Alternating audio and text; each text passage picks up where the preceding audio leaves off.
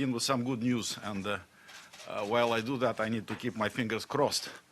The good news is that, according to media reports, the first trucks from the Russian humanitarian convoy have reached the city of Lugansk, which has been besieged and shelled by the Ukrainian military for the past few weeks, and therefore, for that reason, a humanitarian catastrophe broke out in that city of eastern Ukraine, as well as in some other cities, Donetsk and some other cities in eastern Ukraine, the population of which either trying to flee, mostly crossing into the territory of Russia, those who remain urgently require humanitarian assistance. So on the 7th of August, Foreign Minister Lavrov sent a letter to the president of the ICRC announcing our intention to send a humanitarian convoy to eastern Ukraine. On the 12th of August, we received official information, a note from the Foreign Ministry of Ukraine confirming their readiness to receive that humanitarian assistance. Only after that, the humanitarian convoy started moving towards the territory of Ukraine, and they arrived at the crossing point into the territory of the country on the 14th of August. We had numerous, and on the 12th of August, we also informed the ICRC and the Ukrainian authorities about the content of the cargo. And on the 15th of August, the content of the cargo was also shown to the journalists who were on the spot. They randomly could be choosing the trucks they wanted to inspect, the journalists, and of course that additional inspection by journalists confirmed that there was no non-humanitarian cargo on those trucks. The content of the cargo is, and it's roughly 280 trucks who were originally in the convoy, 69 electric generators, 400 tons of grain and cereals, 340 tons of canned meat, 30 tons of salt, 100 tons of sugar, 60 tons of canned milk products, 80 kilograms of tea, around 679 tons of bottled water, over 62 tons of baby food, 54 tons of various medical supplies, and over 12,000 sleeping bags. On the 15th of August, according to the understanding we reached with the Ukrainian authorities, 59 Ukrainian officials arrived at this crossing point. Of course, the peculiarity of the situation is that on the Russian side, the crossing point is controlled by our border officials and our customs officials, but on the Ukrainian side, it is the self-defense forces, the local people who are controlling the crossing points, that particular crossing point. Therefore, the arrangement was that the Ukrainian officials were arriving on our side of the border. 59 of them came on the 15th of August, and they could immediately start checking the cargo. And that work was actually proceeding. And in the course of all those days, we had numerous contacts and exchanges at various levels with the president of the International Red Cross, with the representatives of the International Red Cross in Russia, and with the Ukrainian officials. And also, we were trying to be as transparent as humanly possible in other places, including here in New York. On the 7th of August, I informed the Secretary General about our intention to send that humanitarian convoy, and the Secretary General welcomed it as a good gesture. We announced that intention on the 8th of August, I believe, at the meeting of the Security Council. Unfortunately, as you know, some of our colleagues chose to play politics with that, even though normally here in this building you hear people wanting humanitarian assistance to be delivered. For some reason, in this particular case, they were trying to do everything in order to create political obstacles to the delivery of that humanitarian aid. Anyway, it became clear to our people on the ground yesterday and this morning that the Ukrainians keep procrastinating because their border guards who were on the spot and who were supposed to give the green light to the convoy kept saying that they had no orders to allow the entry of that humanitarian convoy on the Ukrainian territory. And in a situation when there was and continues to be a pressing need for that humanitarian assistance, And some of the goods which I have described are perishable goods, particularly the food for children. A decision was taken, and we told the ICRC and the Ukrainians, I think on the 20th, that we cannot wait much longer. So if they keep procrastinating, we'll start moving. So the convoy departed. And again, as I say, according to media reports, the first trucks already reached the city of Lugansk. We hope that ICRC can participate in the distribution of this humanitarian assistance in Lugansk. They told us they might, because there are some ICRC people on the ground, and also the Russian Red Cross is planning to participate. I don't know many technical details on the ground, but this is the general nature of things. So we believe that this is something which needs to be done, and we hope that it will provide help to those people who are urgently in need of that assistance. But of course, that does not change the dramatic situation in eastern Ukraine. The shelling and the fighting continues. Russia calls for immediate and unconditional ceasefire. Unfortunately, the Ukrainian side, the Kiev authorities, have not accepted that. So this drama, unfortunately, continues. Thank you very much. This is my introduction. Matthew, please. But, oh, I'm sorry. Oh, are you Vice President or President? I am filling in You're today. Vice President. I'm Okay, surely not please. that high up. But Okay. my name is Shauna McGee from Kyoto News. Thank you very much for holding this briefing at this timely occasion. As you know, as we all know, there are media reports that the first trucks are going into Luhansk. However, the Ukrainians are considering this a direct invasion. What is your response to that interpretation, and where do we go from here? Thank you. We're having contacts at them at various levels, including some very high levels, and they were accepting this idea of Russian humanitarian convoy, Russian humanitarian assistance. Also, actually, they asked us, because they realized that from their perspective, it may not look very good if there is Russian humanitarian assistance but no Ukrainian humanitarian assistance. They actually asked us to help them with the arrangements for Ukrainian humanitarian assistance, and we promised them that. But, you know, at times it seems that there is no clear chain of command in Kiev, because some assurances are given from at a very high level, and then others do not give the orders which are required, as I mentioned, by the border police to let the trucks in. That game could not continue indefinitely. We waited long enough, and it was time to move. And this is what we did. We regret if some Ukrainian officials are trying to, stir the situation and create some political crisis, which is there, but not for the reason of the Russian humanitarian convoy moving to the people in need. Please, Matthew. Sure. Thanks a lot. Matthew Lee, Inner City Press, on behalf of the Free UN Coalition for Access, thanks for the briefing. I wanted to ask you about the press statement yesterday. I'd heard that there had been a statement proposed in the Council about ceasefire, and then the cameras were taken away and nothing came out. So if you could say what happened with that. And also, just as one example, you talked about the salt. I was watching CNN about the convoy, and they questioned why salt was needed. They said that there's salt mines in eastern Ukraine. This was broadcast on CNN. So I just, as one example of the type of goods brought in, what do you make of that? You can mine salt if you are not shelled. If you are hiding in your cellars, mining salt may be problematic.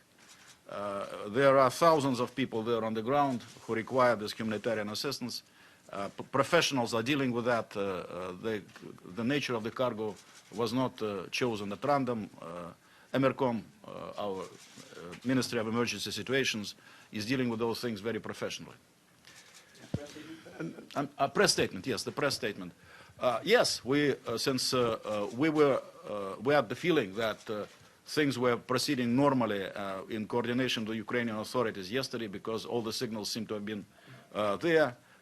So we proposed a draft press statement which would sort of support this joint endeavor by Russia and Ukraine, and which also would call for a ceasefire for the duration of the distribution of this humanitarian assistance. But our colleagues, some colleagues from the Security Council, responded in a typical way. First, the Lithuanian delegation sent in, could I call it, amendments, where they dropped a reference to Russia and included a reference to the European Union. and also dropped the reference to ceasefire. And then the U.S. delegation sent its amendments, where they also dropped the reference to ceasefire, but included a clause which was saying that the so-called separatists, it's their fault, and that if there were no separatists, then no humanitarian assistance would be required. You know, if there were no problems in various places in the world, then of course in those places humanitarian assistance would not be required, but this is not, unfortunately, the case. And with all the political conflicts and crises and military conflicts in the world, there is a need to send humanitarian assistance. And this is what states need to be doing, and this is what the United Nations need to be doing, and this is what Russia is doing in this particular case. Yeah. Please. No, please. Yeah. You.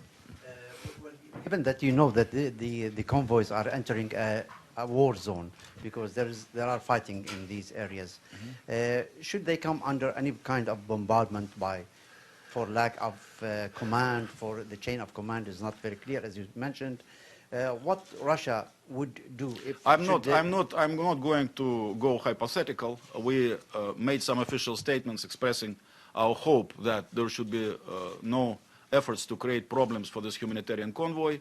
According to media reports from the area where the convoy is moving, the convoy is the route is guarded pretty thoroughly by the local self-defense forces.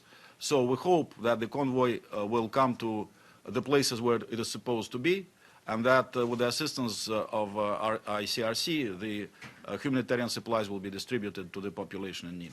Another issue regarding the Malaysian aircraft. Have you received any report on how it happened? What are the circumstances? The black box, did you get any reading? Well, we have some information. As you know, we raised it in the Security Council twice since the adoption of resolution 2166 on the 21st of July after the downing of the Malaysian airliner. First, we came back to this issue in the Security Council when we learned, we read a statement from the Ukrainians saying that they were breaching the ceasefire which was established in the immediate vicinity of the crash site by this resolution, resolution 2166.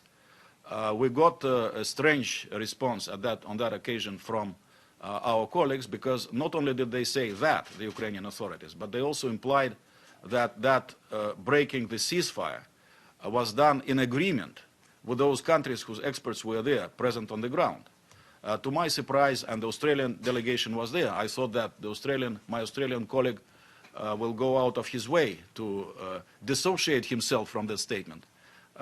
Instead, he chose to go into an anti-Russian diatribe, as some other Australian officials did around that time, sort of saying that the presence of Russian troops in the vicinity on the Russian territory was interfering in this investigation. So unfortunately, that was not an indication of their willingness to create beneficial, proper conditions for that investigation. And the last time we raised it in the Security Council was this past Monday, 4 days ago, where we simply recalled that paragraph 13 of Resolution 2166 provided for sort of the Secretariat giving some information to the Council about what is going on. They gave us some very sketchy information. Our concern is that it needs to be a real international investigation. This is what is recorded in Resolution 2166. We have some concerns about it. It's not clear to us where ICAO is, what's the role of ICAO, because the resolution is also referring to the need for very close cooperation with ICAO. And some elements of what is going on are not clear to us. Among other things, what is happening with the recordings of the conversations by Ukrainian air traffic controllers. You may recall that when we had this tragedy in Russia, when the plane of the president of Poland crashed, we released the entire conversation of air traffic controllers preceding the crash and after the crash. We don't see why the Ukrainians cannot do the same thing. But, you know, we have certain arrangements. We respect those arrangements. The investigation is led by this board in Netherlands, which exists there, and the Netherlands have taken the lead in this investigation. So we'll see where it will all go. Please. Ambassador, What's the plan with these trucks that are now at the center of this dispute between Russia and Ukraine? Once they offload their delivery, what are they doing? Are they returning back to Russia right away? And just one follow-up question. NATO is reporting that the Russians have sent in artillery and advisors to help the separatists fire on Ukrainian positions. They have been reporting those things all along the crisis without providing any proof of their allegations. Could you answer, please, the question on what you're going to do with the convoy? I think they'll go back, but I don't know what the exact arrangement is. You know, immediately we went into very detailed discussions with the ICRC. You know, those were professionals, Russian professionals from Emercom and ICRC professionals. They were talking on the Ukrainians, and I'm not privy to all the details of those discussions. Please. Thank you, Ambassador. Just to clarify on John's question, are you denying that Russian troops and artillery are now inside the Ukrainian territory and firing on? They need to provide provide proof.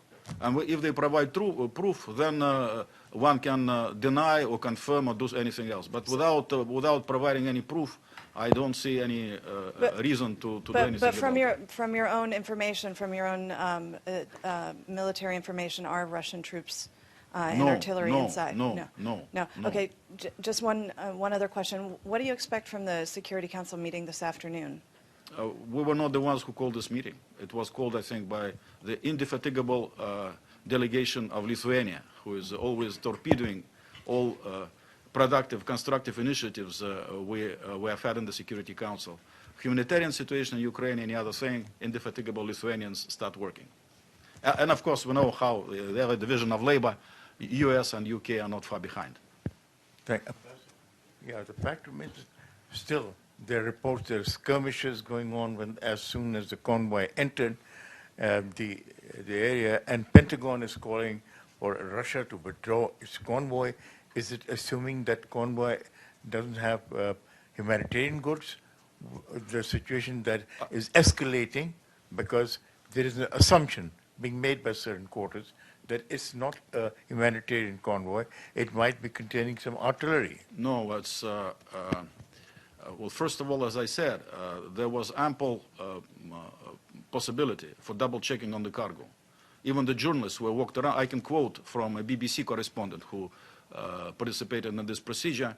The journalists, and there were crowds of journalists there, they were split into groups, and they were moved all around the convoy, and at random, they could have point a finger at a certain truck and say, why don't you open it? They were opening and showing the cargo to them. So, but anyway, you know, actually about Pentagon or whoever, our American friends or our other humanitarians, we just discussed providing humanitarian aid to Syria across border.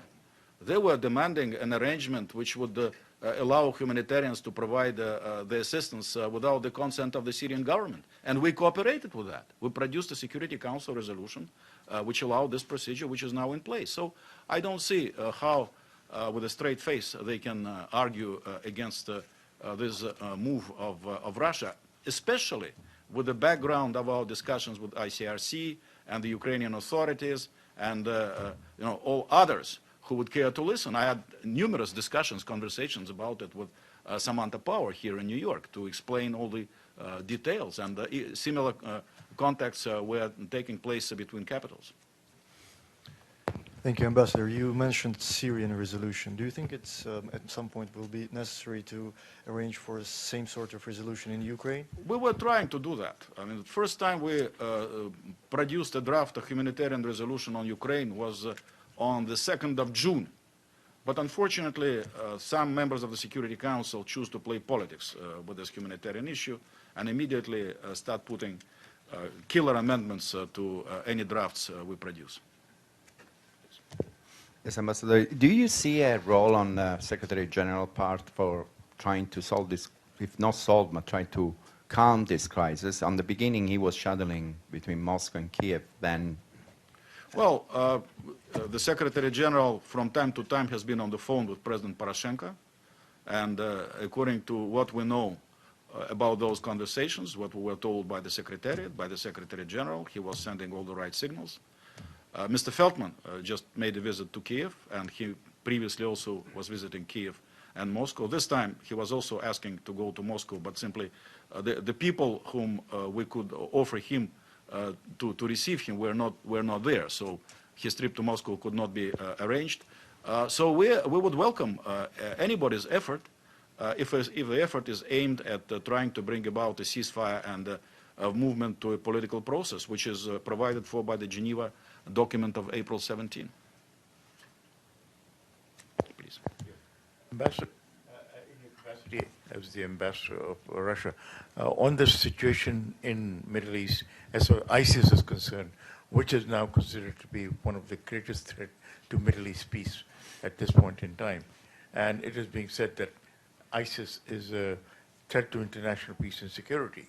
So do you, as the Russian spokesman for the Russian government, believe that ISIS should be declared a threat to international peace and security, and that United Nations should undertake an action to somehow meet this threat? You know, I think everybody who can do something useful to combat that threat should try to do that. At this point, no one has proposed any ideas for the involvement of the United Nations or the Security Council, direct involvement. Of course, we follow that in our discussions, and we had a Russian PRST on no trade of oil with terrorist organizations in the Middle East. There was this resolution proposed by some other member of the Security Council. So we're working on a political front. If other things are proposed, of course, we're going to consider them. Please. Ambassador, what do you say to your critics who say that this aid convoy is really an effort to resupply the pro-Russian separatist rebels?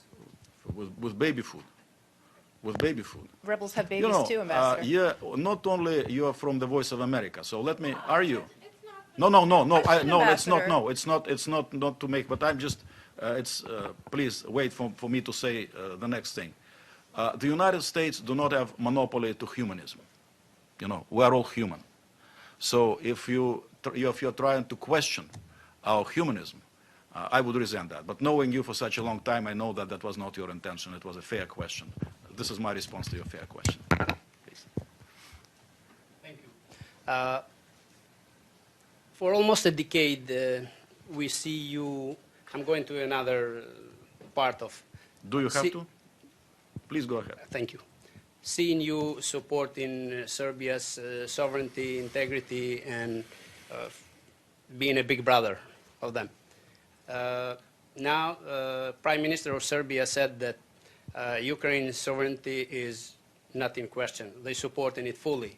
They're not going to export goods to Russia now. What do you say on this? You know, I think Foreign Minister of Ukraine is going to be here on next Friday. I'm going to talk to him about a number of things. This is what I'm saying to you. My question was about the Prime Minister of Serbia. Yeah, I heard that there were some statements. I would be interested to hear their side of the story. Before I hear their side of the story, I don't want to respond to your question. But Ambassador, for real, you've been a real supporter of Serbia for many years. You yourself, for almost a decade. Myself is not important, but now that you mention it, I've been a supporter of Serbia since 1992, so it's more than a decade. Thank you. Yeah. Please. A question regarding these elements which have been circulated regarding Gaza and the ceasefire. Do you believe that going back to the arrangement of 2005 in Gaza is still viable, especially after the forces have changed? You know, I think we need to allow the parties to figure out what they need. And my understanding is that they want to have something more on both sides. So we'll see where it goes. The Ukrainian ambassador is going to speak right after you, sir. What should we bear in mind as we listen to him?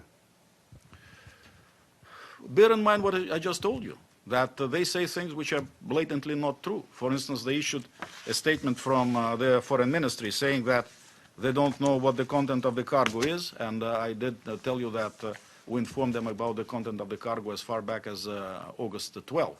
And 59 of their people were on the ground starting August 15 to change the content, to check the content of the cargo, among other things. So, unfortunately, they are saying things which are not true, and they give conflicting, various officials give conflicting interpretations of their objections. For instance, I heard this I think, person from the Security Council who started complaining about the trucks. But the trucks, we agreed with them about the trucks, that those were going to be Russian trucks. We agreed on the entire arrangement. And now he starts talking about the objections, their objections about trucks. So unfortunately, they chose not to work cooperatively with us on this. And this is something which we were offering to them. As I mentioned to you, they said, oh, okay, we want also to provide our humanitarian assistance. We said, let's do it together. Let's do it together. You'll help us and give all the green lights, and we'll help you under those circumstances. Please.